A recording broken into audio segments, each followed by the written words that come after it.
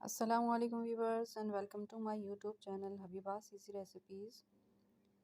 तो जी व्यूवर्स, आप देख रहे हैं मेरा YouTube channel Habiba's easy recipes. आज की रेसिपी है मेरे पास जी सिंघाड़े का हलवा। क्योंकि सर्दियां जो हैं वो स्टार्ट हो रही हैं, तो इस लिहाज से मैं हलवे की रेसिपी लेकर आई हूँ, जो कि बहुत ही ज़्यादा ताकत वाला और बहुत ही मज़े का इसका टेस्ट है। खुसूसन जो कमज़ोर बच्चे हैं, जिनको हड्डियों की शिकायत है, हड्डियों में दर्द रहता है, टांगों में दर्द रहता है, उन बच्चों के लिए या उन बुज़ुर्गों के लिए ये बहुत बेहतरीन हलवा है। तो इसको ज़रूर ट्राई कीजिएगा इन सर्दियों में। आजकल इसका सीज़न है। बिस्मिल्लाहिर्रहमानिर्रहीम। तो यहाँ पर ले लिए जी मैंने सिंघाड़े, 1 किलो तकरीबन मेरे पास सिंघाड़े हैं। देसी सिंघाड़ा इसको कहा जाता है। तो ये कच्चे हैं मेरे पास और इनको मैंने धो लिया है। धोकर इस तरह से मैं दरमियान में से कट लगा लूँगी इनका, और इस तरह से छिलका जो है वो ऊपर से उतार दूँगी। तो आप जिस तरह आपको आसानी हो छिलका उतारने में, आप इसी तरह उतार लीजिए इस तरह से। अगर इसकी ब्राउन स्किन अगर अंदर से निकले तो उसको भी मैं इस तरह से साफ़ कर लूँगी। तो इस तरह से इसको छील के मैं इकट्ठा कर लेती हूँ सारे सिंघाड़ों को।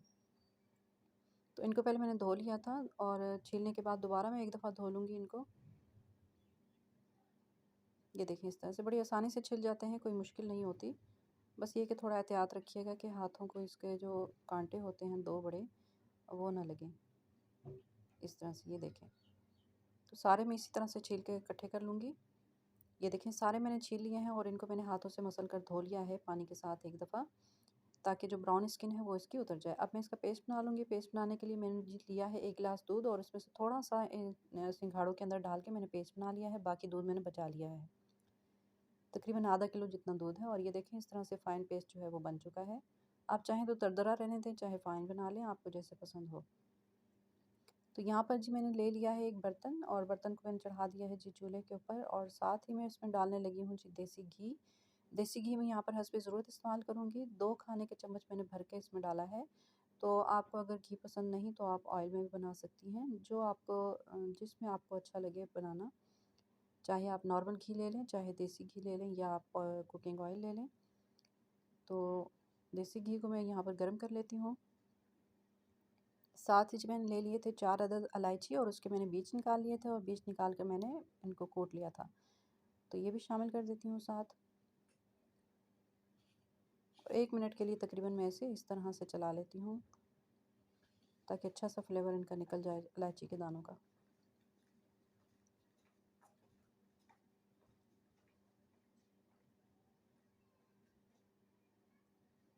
अब जो पेस्ट बना कर रखा था मैंने सिंघाड़ों का, वो मैं इसमें सारा डाल देती हूँ। आँच दरमियानी रखी हुई है, और डाल के इसको इस तरह से चम्मच चलाती रहूँगी। अच्छा, चम्मच जो है वो ज़्यादा देर के लिए आपने नहीं छोड़नी, उसको लगातार आपने चलाते रहना है, वरना ये पेंदे से बहुत जल्दी लग जाता है। तो इसलिए ज़्यादा देर के लिए बिल्कुल भी चम्मच ना छोड़िएगा। तो ये देखें अच्छा सा जो दूध इसके अंदर डाल के पेस्ट बनाया हुआ था, वो दूध जो है वो अब खुश्क हो रहा है। तो अब तो चम्मच लगातार ही चलाते रहना है। देखिए बहुत जल्दी से बन जाएगा ये, तकरीबन बस ये कि चम्मच चलाने की इसकी मेहनत है। बाकी है कि जल्दी बन जाता है, इतना देर नहीं लगती इसके अंदर बनाने में। तो देखेंगे जैसे-जैसे खुश्क हो रहा है, इसी तरह साथ-साथ मैं चम्मच इसके चलाती रहूँगी। बहुत मज़े का इसका फ्लेवर भी होता है, और ये सर्दियों के लिहाज से भी बहुत अच्छा है। बुज़ुर्गों के लिए, बच्चों के लिए, जिनकी टाँगों में दर्द रहता है या जिनको कैल्शियम की कमी है, जिनकी हड्डियाँ दर्द करती हैं, जोड़ दर्द करते हैं, उनके लिए बेहतरीन हलवा है। तो ज़रूर बनाकर सर्दियों में खिलाइएगा बच्चों को भी, और ख़ुद भी खाइएगा, तो बहुत ही क़ुव्वत मिलेगी। अब जो दूध मैंने बचा कर रख लिया था, वो मैंने इसमें शामिल कर दिया है। तकरीबन 1 गिलास जितना, यानी कि 1 पाव जितना दूध था मेरे पास। तो उसमें से थोड़ा-सा मैंने पेस्ट बनाने के लिए इस्तेमाल किया था, और बाकी का जो है अभी डाल दिया है। और चीनी मैंने ली थी यहाँ पर जी तकरीबन 4 खाने के चम्मच भर के। आप अपने टेस्ट के अकॉर्डिंग मीठा जो है वो डाल लीजिएगा, जो आपको जैसे आपको पसंद हो। ज़्यादा मीठा पसंद हो तो आप बढ़ा लीजिए मीठा। अब जी यहाँ पर देखिए मेरे पास है जी दूध की मलाई, वो मैं इसमें डालने लगी हूँ। तकरीबन मेरे पास ये तकरीबन 6 खाने के चम्मच थे। तो 1 खाने का चम्मच मैंने छोड़ दिया है गार्निशिंग के लिए, और बाकी सारा मैंने इसके अंदर डाल दिया है। अगर आपको मलाई पसंद ना हो तो आप स्किप कर दीजिए।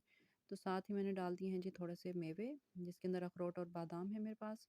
आपको जो पसंद हो डाल लीजिए, पसंद ना हो तो आप स्किप कर दीजिए।